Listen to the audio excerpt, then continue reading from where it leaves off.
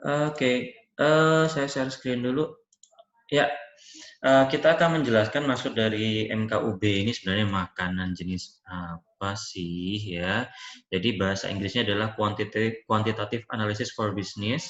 Ada juga yang bilangnya quantitative analysis for management, ya, for management. Ada juga mata kuliah lain yang mirip-mirip namanya riset operasional atau operation research. Ini nama mata kuliah lain, ya, sama persis. Enggak sama persis, 11-12 sama mata kuliah kita, manajemen kuantitatif untuk bisnis, ya. Quantitative analysis for business atau qualitative analysis for management. Sama saja, ya. Nah, sebenarnya apa sih MKUB itu? Yang namanya MKUB namanya kuantitatif. Kuantitatif itu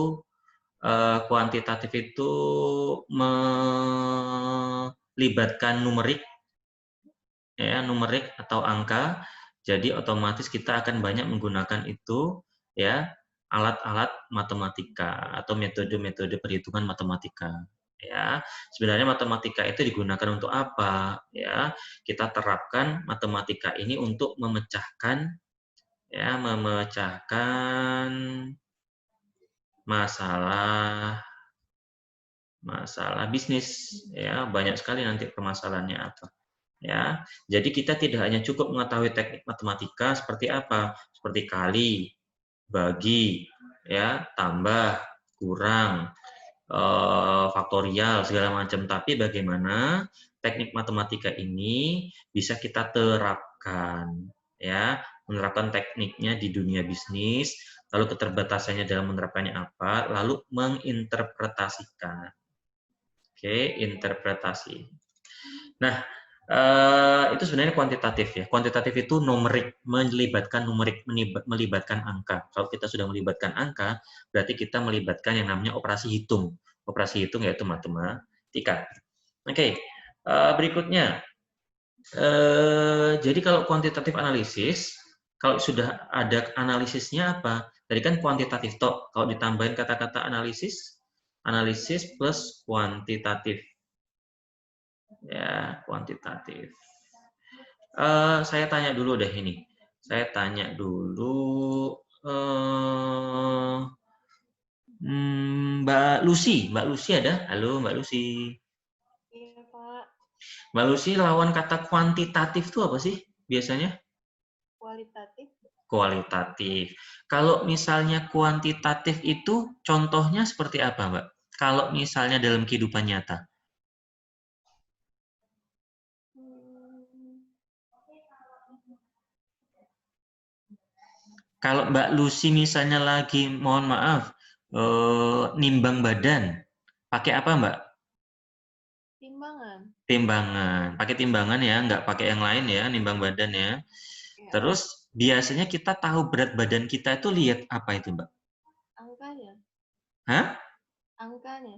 Angkanya. Oke, berarti kalau misalnya saya nimbang berat saya sekarang 53. Jadi kuantitatif itu yang 53 itu ya, Mbak, 53 kilo gitu ya. Iya. Oke, kalau yang kualitatif, Mbak, kalau kualitatif contohnya gimana? Misalnya ada teman jualan tahu crispy, ya. Terus Mbak Lucy dikasih sampel, lalu disuruh nyobain. Terus Mbak Lucy komentar. Nanti komentarnya setelah makan tahu itu biasanya kayak apa, Mbak? Tipe-tipe komentarnya. Enak enggaknya. Enak. Terus Hmm, enak, asin atau enggak, kriuk atau enggak gitu ya. iya. Ya, oke. Jadi kalau kualitatif, makasih Mbak Lucy ya. Jadi kalau kualitatif itu lebih bersifat deskriptif, ya, menggambarkan. Jadi kalau misalnya kita minum gitu, minuman, wah ini minumannya manis atau enggak, manis, kurang manis, menyegarkan, itu kualitatif. Saya izin minum ya.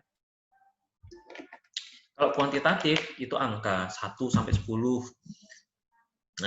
Tadi berat badan 53 kilo, tinggi badan 170 cm, segala macam. Ya.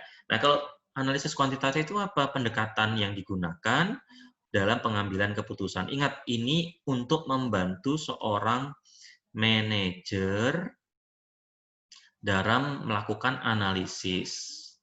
Analisis ini akan digunakan untuk membuat yang namanya keputusan.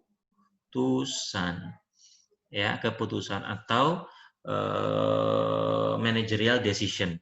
Jadi nanti proses umumnya seperti ini, raw data, kita akan menginput data. Contoh data sales atau penjualan. Data penjualan bulanan kita input gitu ya. Kita masukkan. Lalu akan kita lakukan apa? Analisis. Kita cari misalnya rata-rata, misalnya kita cari min, sama aja ini rata-rata ya. Cari max, nyari minimum, segala macam. Dari analisis kuantitatif inilah nanti akan kita dapatkan informasi yang bermakna, ya. Lalu kita gunakan untuk mengambil keputusan. Seperti itu ya. Jadi membantu kita sebagai seorang pembuat keputusan, seorang manajer untuk membuat keputusan yang lebih baik karena dari data mentah kita olah menjadi informasi. Nah, berikutnya, oke. Dalam pembuatan keputusan ya atau decision making dalam pembuatan keputusan ada dua faktor yang teman-teman bisa perhatikan. Ini sebenarnya sudah saya jelaskan tadi. Yang pertama adalah faktor-faktor kuantitatif. Ya, faktor kuantitatif itu faktor yang apa? Yang bisa dihitung secara akurat. Contoh, hari ini terjual produk 10.000 unit. Bulan ini terjual 250.000 unit. Cost atau biaya sebanyak 100 juta. Itu kan semuanya kuantitatif, bisa dihitung secara akurat. Ini ya, suku bunga berapa persen, tingkat persediaan berapa unit, ya permintaan berapa unit, biaya tenaga kerja berapa rupiah. Ini semua bisa dihitung secara akurat. Sedangkan kalau faktor kualitatif itu lebih sulit diukur. Ya, tapi sangat mempengaruhi keputusan. Contohnya apa? Cuaca. Cuaca itu faktor-faktor yang tidak bisa diukur. Peraturan pemerintah, kebijakan pemerintah nggak bisa diukur. Terus perkembangan teknologi itu tidak bisa diprediksi, sulit diprediksi walaupun bisa, tapi pastinya sulit diprediksi. Jadi dalam kita membuat keputusan ada dua faktor ini. Ada faktor kuantitatif dan ada faktor kualitatif. Ya. Oke, berikutnya ini tidak usah saya jabarkan terlalu rinci, teman-teman bisa baca saja. Nanti ada yang tidak paham, silahkan ditanyakan, ya didiskusikan. Ini tahap-tahap dalam bagaimana kita melakukan analisis kuantitatif. Ya, pertama ada merumuskan masalah, kedua itu adalah mendevelop model atau membangun model. Contoh model itu seperti apa? Laba. Kalau kita mau cari laba, caranya gimana? Modelnya seperti apa? Misalnya Mbak Nurma. Halo Mbak Nurma. Iya, Pak. Nah, kalau kita mau cari laba tuh gimana ya caranya ya? Model matematikanya gimana ya? Laba itu apa dikurang apa ya? Atau apa ditambah apa ya? Dari itu apa? langsung laba bersih gitu, Pak. Laba kotor biasa aja, laba umum aja, laba masih biasa. Penjualan, sales. Diapain? Dikurang.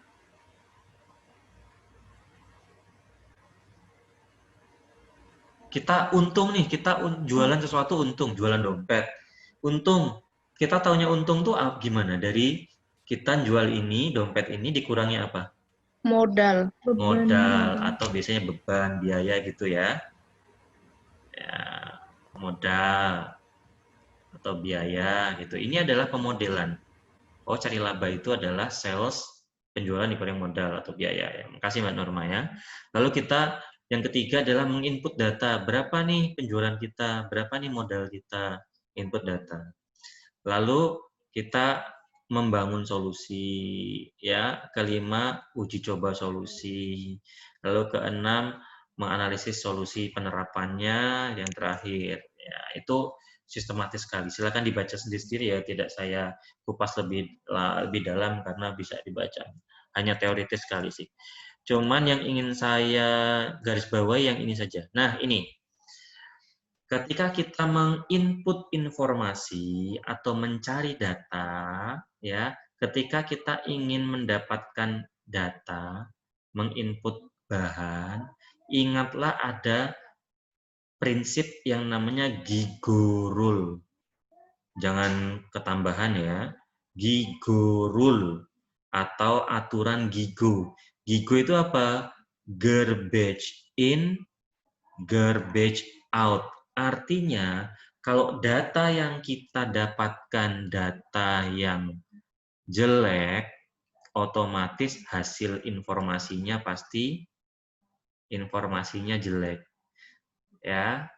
Kalau kita datanya data yang baik, we have a good data collection, so we can process the data into benefit information, menjadi informasi yang sangat-sangat kita bisa gunakan untuk proses decision making.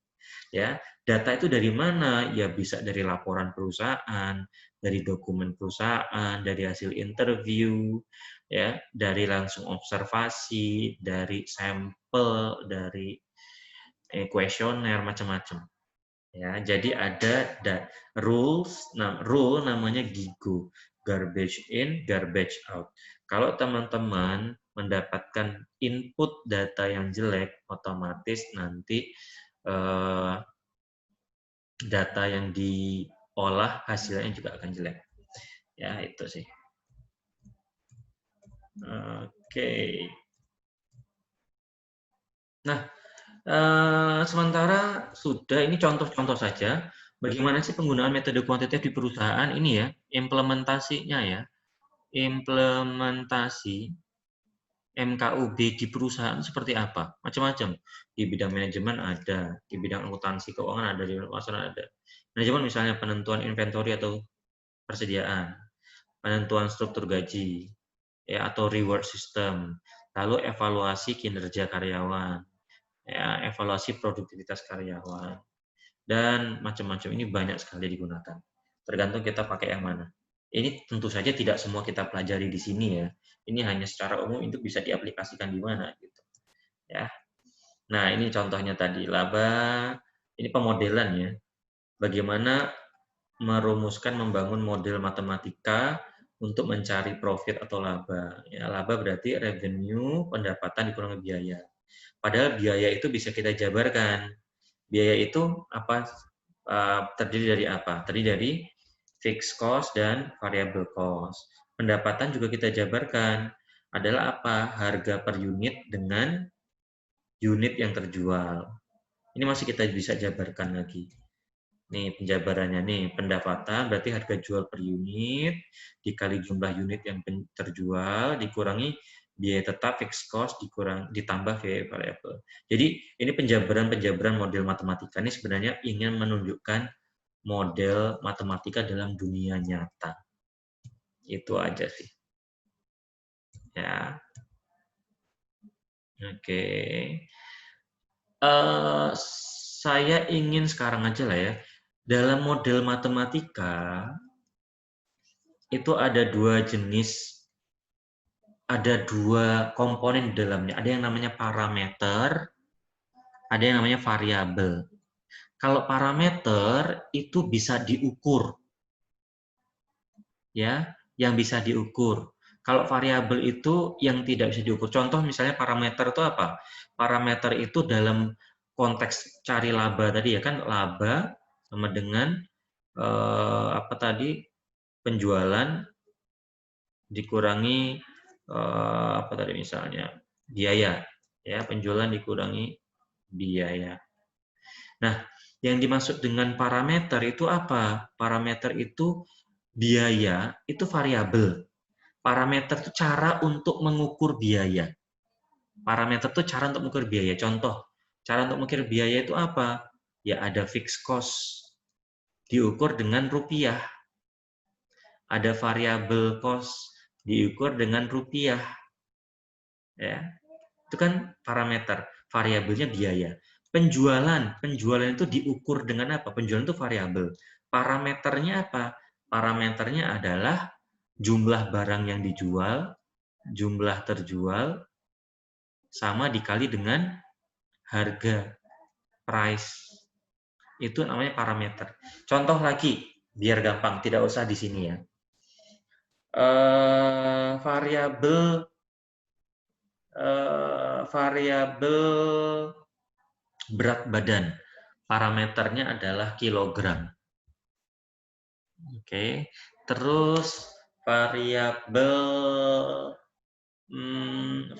apa misalnya? Variabel gempa bumi. Parameternya adalah besaran skala Richter gitu ya. Terus variabel volume air.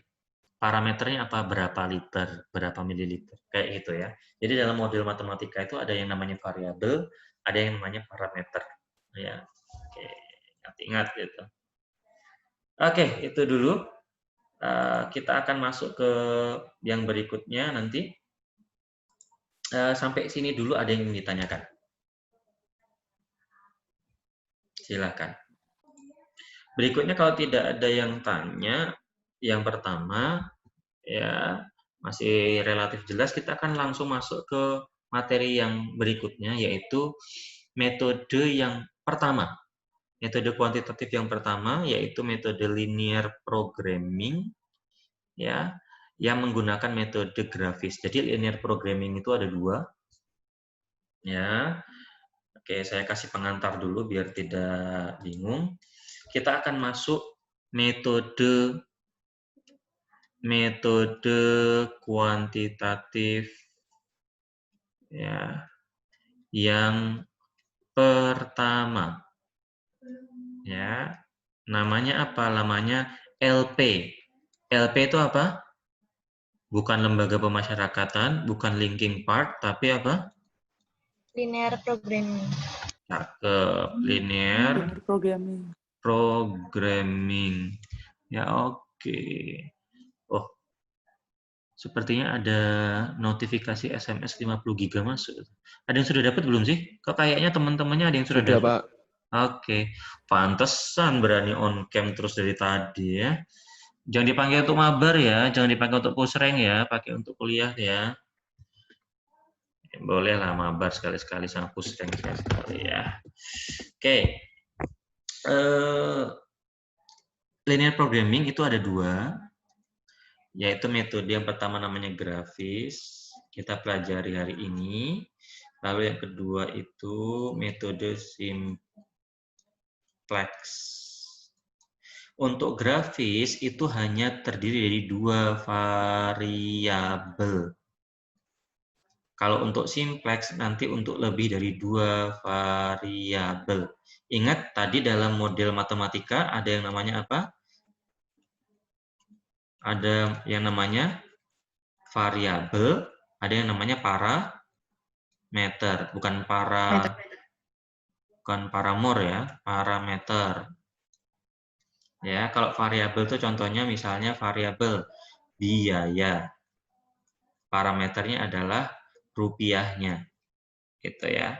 Nah, untuk metode grafis itu dibatasi hanya untuk dua variabel, sedangkan untuk metode simplex kita bahas minggu depan itu untuk lebih dari dua variabel. Ya, untuk lebih dari dua variabel. Oke. Metode grafis itu dan simplex ini tak kasih warna lain. Ini ada dua fungsi. Fungsi yang pertama nanti untuk maksimisasi laba.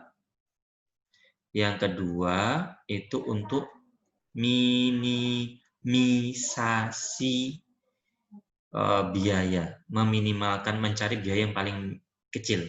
Minimisasi, saya itu minimisasi, agak minion gitu ya, minimisasi.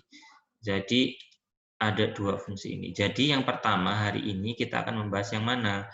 Metode grafis untuk maksimisasi laba. Ya, mudah-mudahan paham ya. linear programming, metode grafis untuk tujuan maksimisasi laba. Oke, mudah-mudahan jelas. Nanti tenang aja, kalau nggak jelas, ini kok, apa namanya, metode ini juga akan saya, metode pembelajaran ini akan saya upload ulang. Ya, oke, saya akan masuk ke materi berikutnya. Sebentar. Mana ya?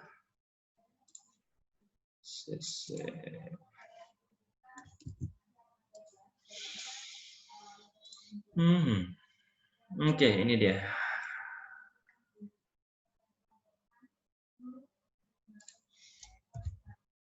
Sudah kelihatan di share di screen?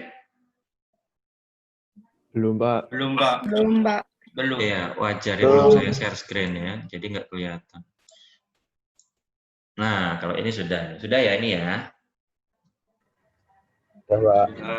Oke, yang pertama ya LP, metode linear programming, metode grafik untuk fungsi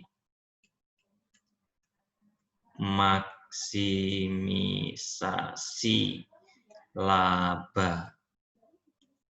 Ya. Nah, kita akan berkenalan dulu dengan linear programming karena tak kenal maka ta'aruf, ya. Sebenarnya linear programming itu apa? Gampangnya linear programming itu membantu kita untuk mengalokasikan atau mencari kombinasi sumber daya agar sesuai dengan tujuan. Sekarang tujuan kita adalah maksimisasi laba. Jadi, linear programming dengan metode grafik akan membantu kita untuk mengelola sumber daya yang terbatas. Kita minta tolong mereka untuk kombinasikan sumber daya yang terbatas itu untuk mendapatkan laba yang maksimal. Kalau misalnya sumber dayanya tidak terbatas, itu tidak perlu metode matematis. Kenapa? Karena nggak ada masalah. Tapi sumber daya kita terbatas. Contoh sumber daya itu apa sih dalam perusahaan? Sumber daya itu contohnya misalnya tenaga kerja, mesin. Tenaga kerja punya keterbatasan apa? Dia tidak mungkin masuk 24 jam karena mereka bukan robot. Jadi manusia atau karyawan itu kerja hanya seminggu 40 jam, ditambah lembur dikit-dikit. Mesin juga tidak bisa kita operasikan kadang-kadang 24 jam. Ada yang bisa 24 jam, tapi ada juga yang tidak. Nah, itulah maksudnya keterbatasan sumber daya. Oh, mesin ini kita punya 3 mesin atau punya 2 mesin. 2 mesin ini ada keterbatasan. Kita punya 2 produk yang diolah di 2 mesin ini. Kita punya 2 produk yang diolah di 2 mesin ini. Gimana caranya? Pokoknya kombinasi 2 produk ini bisa menghasilkan laba yang paling baik dengan keterbatasan ini.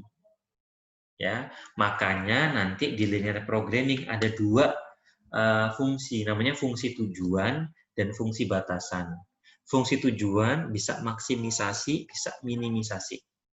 Kalau fungsi batasan itu yang namanya fungsi constraint tadi. Ya, nanti kita lihat seperti apa. Ini nggak usah deh baca sendiri ya. Nah, ini saya perlu garis bawahi saja. Nah, ini ya. Ini ya. Masalah linear programming itu ada fungsi tujuan. Fungsinya bisa memaksimalkan profit atau meminimalkan. Jadi ada fungsi tujuan. Lalu ada fungsi batasan. Jadi ketika memodelkan matematika, dalam model matematika nanti ada 2 fungsi. Fungsi tujuan biasanya pakai kata Z. Z sama dengan apa tambah apa. Terus ada fungsi batasan. Nanti contoh akan membuat kita lebih jelas. Ya, ini maksud nomor 1 dan nomor 2. Ya, nomor 3 harus ada alternatif, jadi harus ada solusi yang bisa dipilih. Itu aja sih. Yang nomor 4 nggak usah terlalu pusingkan. Lalu asumsi dasar berikutnya. Ini bisa dibaca juga. Ada fungsi aditif, ada fungsi proporsional, konstan segala macam. Dibaca sendiri aja. Ya, saya akan bahas yang ini saja. Semua jawaban atau variabel bersifat non negatif. Ya, artinya apa? Tidak boleh ada angka hasil yang minus. Minus ini tidak boleh. Tidak boleh ada hasil yang minus. Ya. Berikutnya, kalau di metode grafis, ya, metode linear programming grafis, hasilnya nanti bisa bilangan pecahan. Bilangan pecahan itu seperti apa? Bilangan desimal itu loh, 6,5, 7,2, 3,4. Makanya nanti tidak semua bisnis bisa diselesaikan dengan permasalahan ini. Kenapa? Contoh,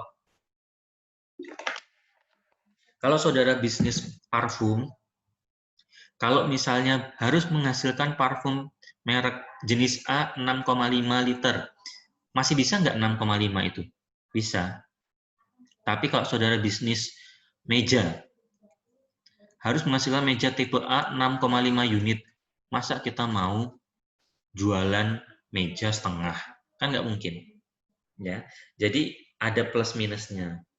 Ya, salah satunya minusnya adalah tidak semua bisnis nanti bisa digunakan ini. Karena hasilnya bisa desimal atau pecahan. Ya. Oke, ini silahkan dibaca sendiri-sendiri. Ada fungsi tujuan, bisa min atau max tadi. Kalau kita hari ini max ya. Ada fungsi batasan atau kendala, constraint. Ada alternatif tindakan ya. Ini dibaca sendiri. Kalau saya yang paling penting nomor 1 dan nomor 2 saudara bisa paham. Dan nomor 7. 1, 2, 7 itu yang paling penting dalam merumuskan model matematikanya nanti. Ya, harus ada fungsi tujuan, harus ada fungsi batasan, dan ada fungsi non negatif. Nggak boleh ada angka negatif. Ya, oke, berikutnya. Oke, langsung ke ini aja lah, langsung ke contoh ya. Oke, sekarang diikuti baik-baik. Sampai sini dulu sebelum kita ke contoh. Ada pertanyaan?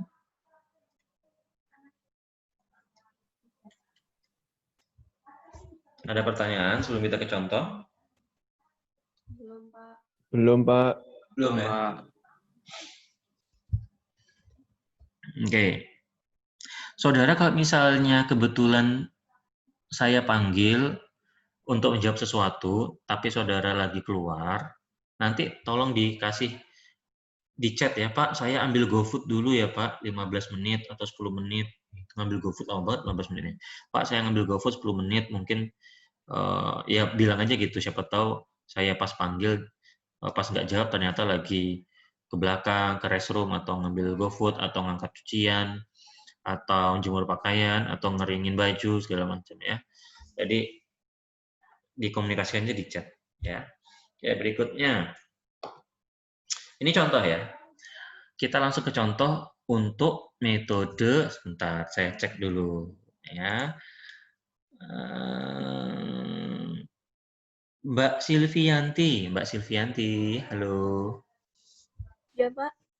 Kita sekarang menggunakan metode kuantitatif, namanya apa, Mbak? Kuantitatif analisis itu, Pak. Kita sekarang ini sedang apa nih? Sedang mau menggunakan metode apa ini? Namanya? LP tadi apa LP? Oh, linear programming. Nah, linear programming tadi ada berapa, Mbak? Ada 2 metode, Pak. Nah, sekarang kita pakai yang mana? Hari ini kita bahas yang mana? Grafis, Pak. Grafis. Untuk fungsi apa? Mengalokasikan atau mencari kombinasi sumber daya agar sesuai dengan tujuan. Bukan. Itu linear. Maksudnya fungsi tujuan kita apa? Kan ada 2 tujuannya. Ada maksimisasi, ada minimisasi. Hari ini kita grafis pakai untuk apa? Fungsi apa? maksimisasi ya, Pak? Oke, cakep. Ya, makasih Mbak Sylvia. Ya, Pak. Oke. Lanjut. Ya. Ada perusahaan namanya Flair Furniture. Namanya furniture, otomatis dia menghasilkan bakso. Ya bukan. Kalau furniture itu kayak meja, kursi gitu ya. Flair Furniture Company atau PT Flair Furniture. Ya, ini PT Flair Furniture atau PT FF kita bilangnya aja, FF. PT FF itu menghasilkan meja dan kursi. Menghasilkan meja dan kursi. Berarti ada dua model, dua produk ya. Kita kasih aja meja itu kodenya X1 itu untuk meja. Lalu X2 itu untuk kursi. Ya. Nah, terus prosesnya serupa. Maksudnya prosesnya serupa itu untuk membuat meja. Prosesnya serupa itu maksudnya untuk membuat meja dan membuat kursi itu ada proses yang harus dilalui. Prosesnya sama persis. Ya, prosesnya adalah carpentry, ini proses yang pertama. Carpenter itu artinya nukang kayu, nukang kayu. Yang kedua adalah proses di departemen painting and varnishing, dicat sama dipernis. Dipernis tahu ya? Dipernis itu dipernis itu biar kinclong, biar apa istilahnya ya? Biar mengkilat, Pak. Biar mengkilap. Ya, biar mengkilap. Kalau teman-teman beli pilok clear itu, dia biar mengkilat, ya, mengkilat, ya. Jadi prosesnya meja dan kursi ini sama, ya. Kayak saya bersihkan lagi ya. PT FF ini buat meja, X1 buat meja, dan X2 buat kursi. Prosesnya sama persis. Satu, mereka masuk ke proses namanya carpentry atau proses tukang kayu. Carpenter itu tukang kayu sih, ya. Kalau yang kedua, proses yang kedua masuk departemen painting and varnishing. Paint and varnish. Dicat lalu dipernis. Dipernis itu mengkilapkan kata teman saudara. Ya, betul. Nah, setiap meja, nah X1 ini, X1, setiap meja butuh 4 jam, misalnya carpentry itu kita sebut saja misalnya A gitu ya. Ini proses yang kedua itu kita sebut B. X1 meja itu butuh 4 jam. A sama 2 jam B. 4 jam di tukang kayu, 2 jam di pernis. Nah, untuk kursi X2 itu butuh 3 jam untuk di tukang kayu sama 1 jam di proses yang kedua. Ya, di cat dan pernis. Ya, oke. Ini. Nah, ada 240 jam waktu carpentry yang tersedia. Nah, A itu maksimal 240 jam. Kalau B, proses B itu maksimal berapa jam? 100 jam. Ya. Kalau maksimal 240 jam kan ada fungsi yang namanya, fungsinya gini ya. Kan ada fungsi itu sama dengan, kurang dari sama dengan, lebih dari sama dengan. Kan gitu. Kalau dia bilang maksimal 240 jam, berarti dia sama dengan, kurang dari sama dengan, atau lebih dari sama dengan. Kalau dipakai 200 ini ya, yang A ya, yang carpentry. Kalau dipakai 100 jam boleh nggak? Boleh. Boleh. Kalau dipakai 250 jam boleh nggak? Nggak boleh. Enggak. Sama kayak yang pernis, yang yang ngecat. Kalau dipakai 99 jam boleh nggak? Boleh. Boleh. Kalau dipakai 101 jam boleh nggak? Enggak boleh. Pak, saya ke toilet bentar ya, silakan. Enggak sama saya tuh maksudnya ini. Silakan. Ya. Oke, berarti ini saya ganti ya. A, apa tadi? Ini tandanya sama dengan kurang dari atau lebih dari? Kurang dari. Kurang dari sama dengan 240. Kalau B berarti sama juga ya, kurang dari sama dengan 100. Nah, setiap meja menghasilkan keuntungan $70. Berarti X1 itu kalau setiap kejual 1, $70. Sedangkan setiap kursi kalau kejual itu $50. Nah, jadi semua cerita ini bisa kita kuantitatifkan. Ya, kita kodekan meja X1, kursi X2. Proses yang pertama misalnya A, proses yang kedua misalnya B. Setiap meja itu kayak gini, butuh 4A, butuh 2B. Setiap kursi butuh proses 3 jam di A, 1 jam di B. A, ya, carpentry itu maksimal 240 jam. Sedangkan untuk proses ngecat itu hanya boleh 100 jam. Setiap meja kejual dapat duit untung $70. Sedangkan untuk setiap kursi itu kejual $50. Oke. Sampai sini dulu ada yang ingin ditanyakan. Ayo. Sudah jelas apa belum?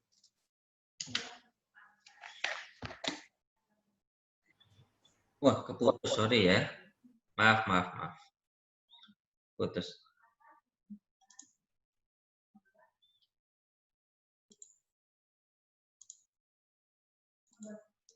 Ada yang mau ditanyakan dulu?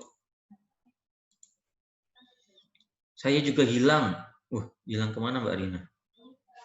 Jangan hilang loh ya. Di sini loh ya. Sudah ada lagi suara saya ya? Sudah, Pak. Sudah, Pak. Oke. Yuk, ada yang ingin ditanyakan dulu?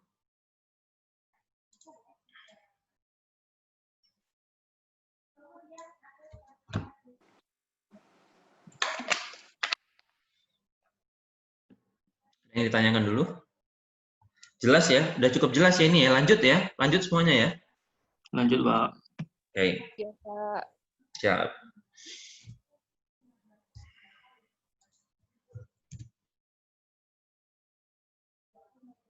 Nah, ini permasalahannya.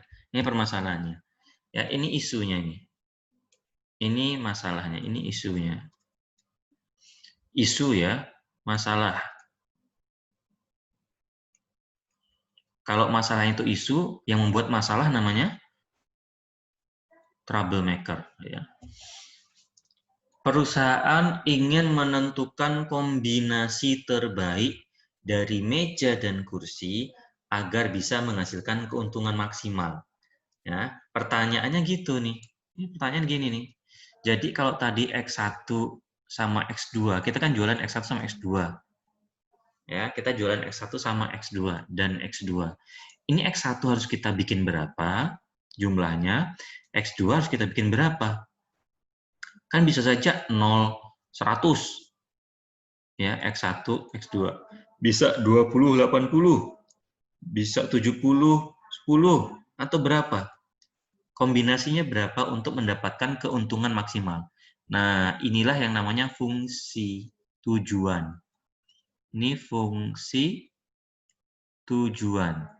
Fungsi tujuannya adalah maksimisasi. Ya, keuntungan maksimal, maksimisasi. Oke. Nah, kalau cerita yang tadi, cerita mana tadi? Kalau cerita ini dirangkum menjadi tabel, itu sebenarnya menjadi kayak gini. Nah, ini ya. T sama C. Oh, tadi kan kita pakainya X1 sama X2, sama aja sih. Ya, X1 sama 2 atau T itu table, X2 atau C, chair, ya, sama aja. Carpentry ini adalah yang proses A tadi, yang painting and furnishing proses B. Ya, satu meja perlu 4 jam di carpenter, 2 jam di painting and furnishing. Ya, ini lebih enak ditabelkan kayak gini, dibuat tabel. Ya, lalu satu unit chair butuh 3 jam di carpentry, dan 1 jam di proses B, di painting and varnishing. Carpentry ini apa tadi ininya? Kalau maksimal 240 jam ini tadi tandanya apa? Tandanya tadi apa? Kurang dari sama dengan. Kurang dari sama dengan. Oke, kurang dari sama dengan. Ini laba untuk setiap table, ini laba untuk setiap C, atau tadi X1, X2. Ya, sama aja, tergantung kita ininya. Kayak gitu. Nah, bagaimana kita untuk merumuskan atau mencari, menjawab isu ini menggunakan metode grafis? Kita sekarang mulai menganalisis. Tujuan adalah memaksimalkan laba. Sudah kita jelaskan tadi ya. Maksimisasi. Lalu kendala atau fungsi batasan. Ini namanya fungsi batasan. Kalau ini atas itu fungsi tujuan. Fungsi tujuan. Kalau yang ini fungsi batasan. Batasan yang pertama, jam waktu yang 240 jam ini ya, yang proses A, carpentry, lalu jam, ini bukan melukis ya, ini adalah jam ngecat. Ya, 100 jam, ini untuk proses yang B. Ya. Lalu berapakah jumlah T yang harus kita buat, dan berapakah jumlah C yang harus kita buat per minggu. Oke. Sekarang kita sudah mulai membuat model matematika.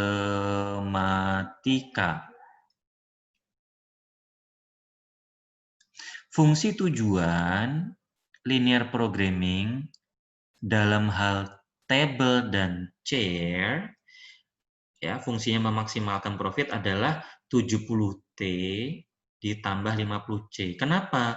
Karena satu table mendapatkan untung 70 dan satu chair mendapatkan untung 50. Berarti maksimisasi profit biasanya pakai kode Z. Itu bisa kita modelkan matematika menjadi apa? Z sama dengan 70T ditambah 50C. Ya. Oke, sebentar ya. Saya ini dulu. Saya stop share sebentar.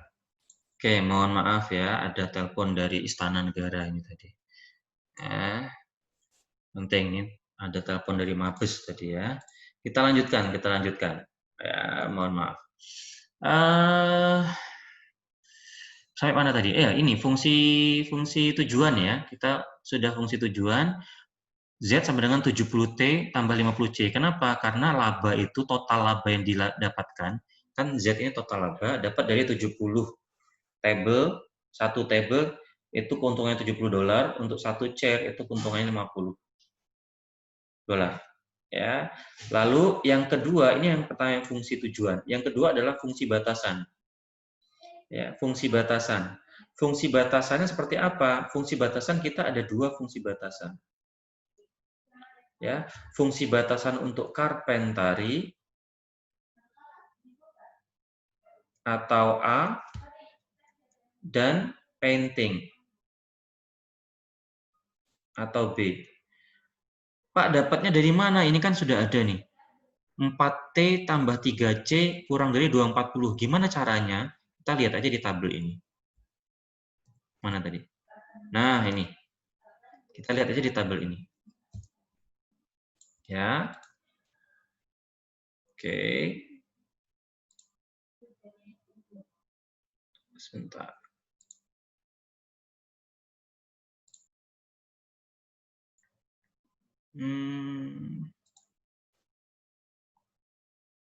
Oke. Ini untuk fungsi batasan tinggal kasih ini aja. 4T tambah 3C kurang dari sama dengan 240. 2T tambah 1C kurang dari sama dengan 100. Ini sudah jadi fungsi batasan.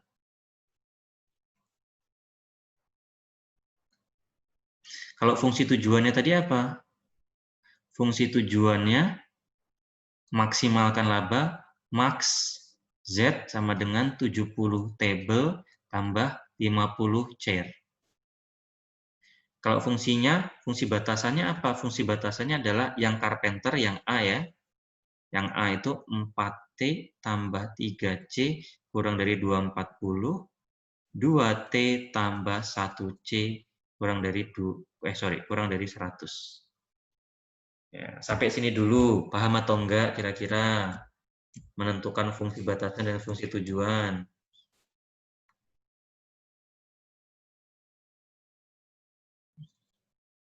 Halo, paham enggak? Paham, Pak. Paham, Pak. Paham ya. Jadi 4T tambah 3C kurang dari 240 ini udah tahu dari mana ya ceritanya ya. Proses yang A ini. Ya. Oke, berikutnya. Ini juga untuk 2T tambah 1C kurang dari 100 ini udah tahu ya dari mana ya. Ini proses yang B. Proses ngecat. Ya. Jadi nanti kalau digabungkan kayak gini. Nah, kita punya fungsi tujuan,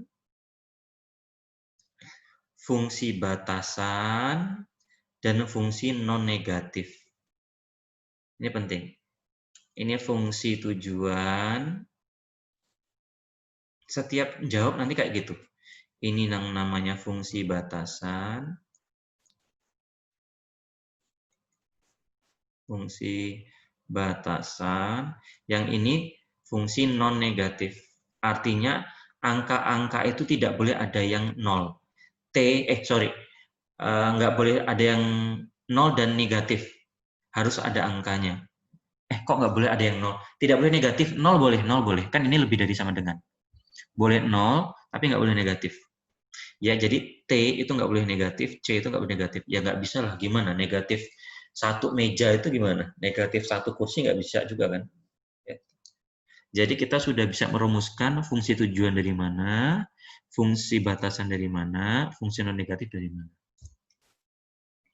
Ya, silakan saya kasih kesempatan lagi. Ada yang ingin ditanyakan dari sini? Belum, Pak. Belum ya? Oke. Nah, sekarang kita akan melihat cara untuk, tadi kan sudah dapat persamaan ya? Ini kan persamaannya ya. Persamaan ini akan kita bawa, kita gambar ke grafik. Ya, akan kita bawa ke grafik. Bagaimana caranya? Ini. Oke, pertama. Sebentar, mana ini gambar saya?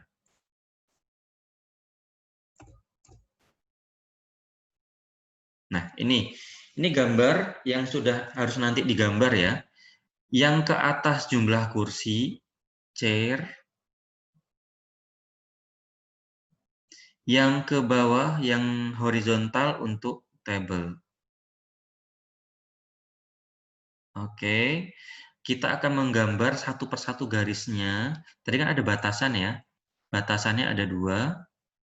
Akan kita gambar satu persatu. Batasan A itu carpenter, proses nukang kayu, yang batasan B itu yang ngecat, ya, painting and varnishing. Oke, sekarang kita akan gambar satu persatu. Ini kan asal mulanya 4T ditambah 3C kurang dari sama dengan 240. Lambang kurang dari sama dengannya dirubah dulu ke sama dengan agar bisa kita gambarkan garis. Ya, sekali lagi saya bersihkan lagi. Ini awalnya fungsinya 4T tambah 3C kurang dari 240. Kurang dari sama dengannya dirubah dulu ke sama dengan. Biar kita bisa bikin garis. Garis itu syaratnya minimal ada 2 titik. Garis itu syaratnya ada 2 titik. Kita harus cari 2 titik ini. Koordinatnya di mana? Ya. Yang pertama, kita akan mencari garis untuk constraint fungsi batasan A. Batasan A itu adalah fungsinya tadi apa? 4T tambah 3C sama dengan 240. Nah, ini sekarang kita andaikan. Jika T-nya 0, ya, berapakah C-nya? Kan kita mau cari titik-titik nih. Jadi langsung aja, ini kan tadi ada T, table, ada C. Sekarang kita andaikan dulu yang pertama. Jika T-nya 0, berapa C-nya? Kita masukkan langsung ke persamaan. Ya, persamaan. Kan 4T, 4 kali 0. T-nya 0 ya. 3C ini yang akan kita cari 240. Ini biasa lah ya, matematika SD. Ini SD udah kayak gini nih, SD sekarang. Kita cari C, dapat 280 dari mana ya? Dapat 80 dapat dari mana ya? Ada yang tahu? 240 dibagi 3. Oke. Ya. Sekarang kita sudah dapat titik koordinat yang pertama. Ya, karena kita sudah dapat ini kalau misalnya T-nya 0, C-nya berapa ini? 80. Sekarang kita balik. Tadi kan ada T sama C. Kalau tadi T-nya 0, sekarang yang 0 C-nya. Kita cari T-nya berapa? Kita masukkan ke persamaan, ya, persamaan yang ini, persamaan yang dasar ini. 30, 4T ini T-nya yang kita cari. 4T 240, T-nya 60. 60 dapat dari mana? 60 dapat dari 40 dibagi 4. 40 dibagi 4. 4. Oke, berarti kalau misalnya C-nya 0, T-nya adalah 60. Berarti dapat 2 koordinat ya. Kita dapat 2 koordinat ya. Ini koordinat yang pertama, ini koordinat yang kedua. Nih, dari sini tadi 0,80, ini 0,80. Ini 0,80 nih. Ya, lalu ini 60,0. 0 di sini 0 T-nya 0, C-nya 80 naik. Ini titik yang pertama. Lalu 60 di sini dan 0 nggak kemana-mana ya, berarti 60 di sini. Lalu kita tarik garis. Yang biru. Ini adalah garis batasan yang A. Ya, garis batasan yang A. Nanti kita akan tambahin 1 garis lagi, batasan yang B. Sampai sini dulu, ada yang masih bingung, ada yang bingung.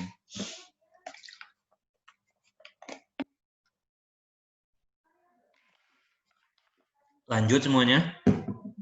Lanjut, Pak. Lanjut, Oke. Pak. Lanjut, Pak.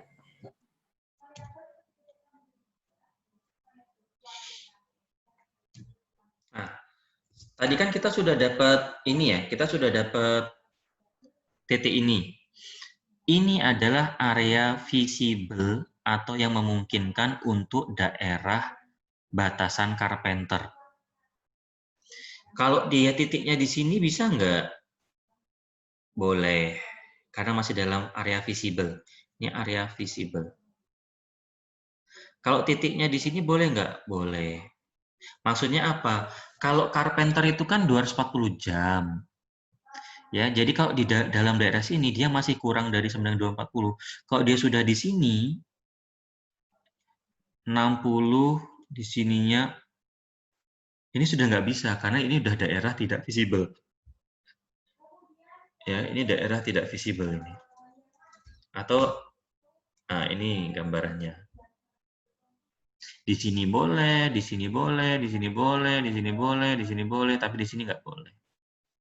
Ini nggak boleh. Kenapa? Karena dia dulu di luar daerah visible. Ingat kita punya batasan 240.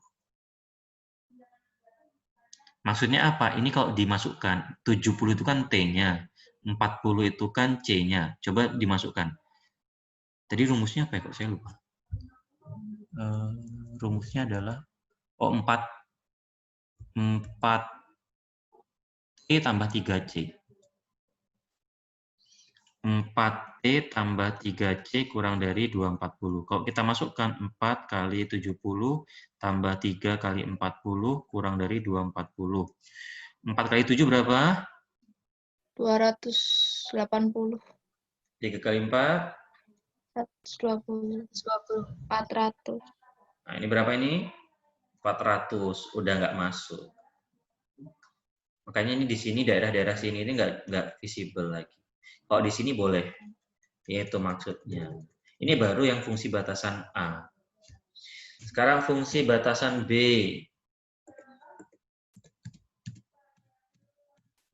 Nah, ini constraint yang kedua ya.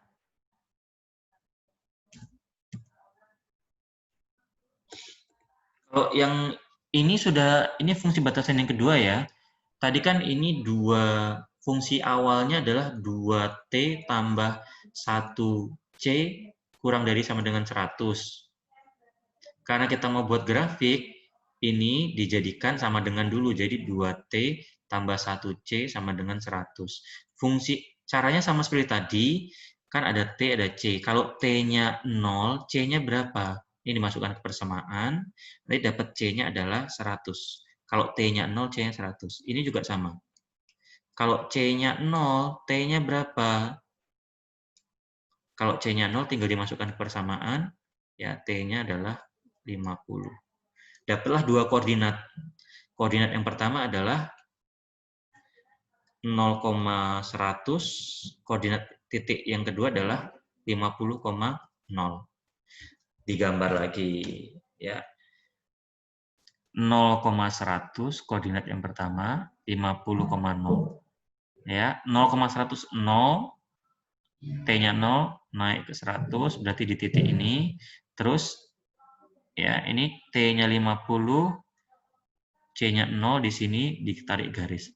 Ini adalah daerah visible untuk fungsi batasan yang B. Untuk painting and varnishing. Ini akan kita gabung gambarnya ke fungsi batasan yang A. Kayak gimana? Kayak gini. Nah, ini dia. Ya, jadi yang pertama, yang ini adalah fungsi batasan yang B, ini fungsi batasan, yang A. Tak ganti.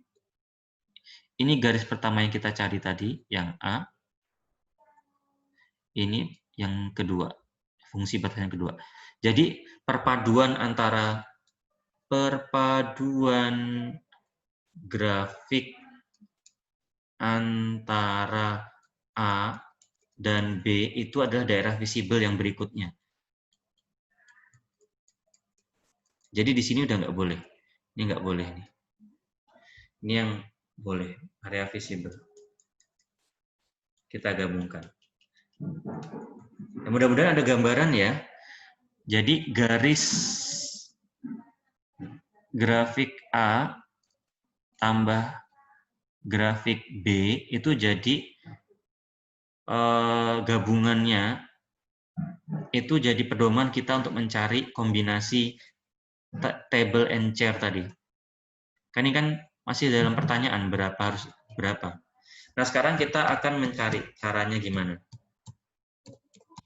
Modelnya banyak, isoprofit segala macam.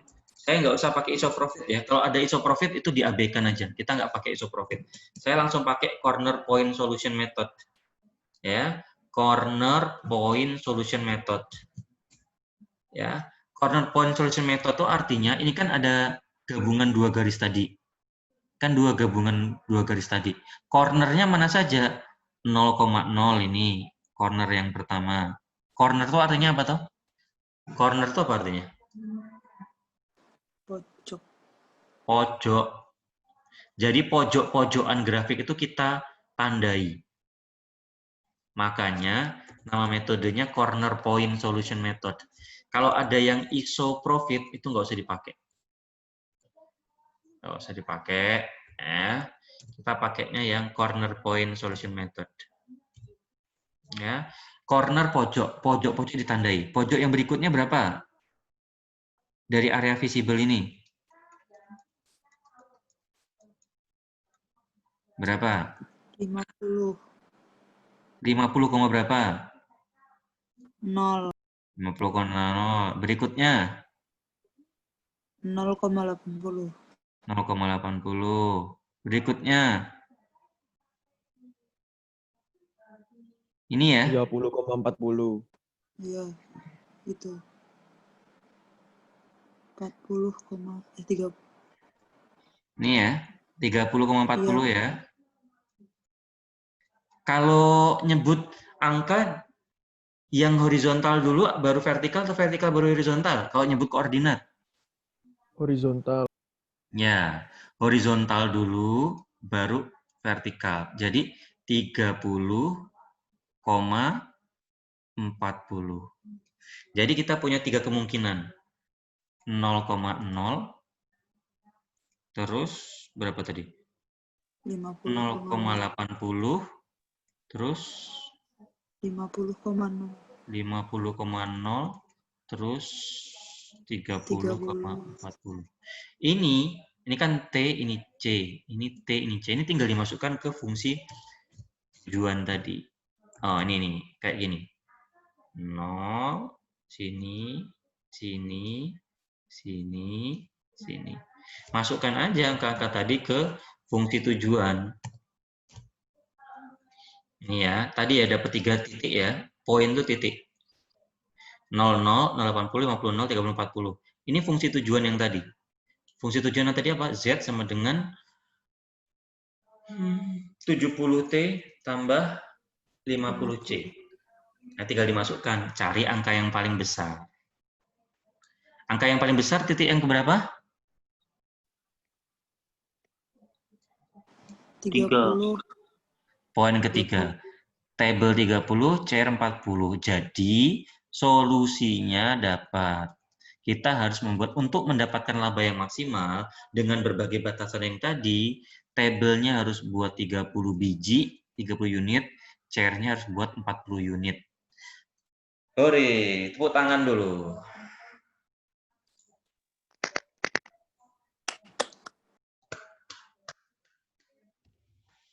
Ya, ada yang mau ditanyakan?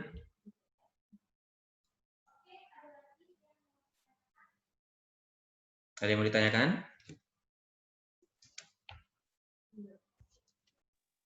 Belum, Pak. Belum? Sudah jelas? Sudah. Oke. Kalau sudah jelas, kita masuk ke latihan.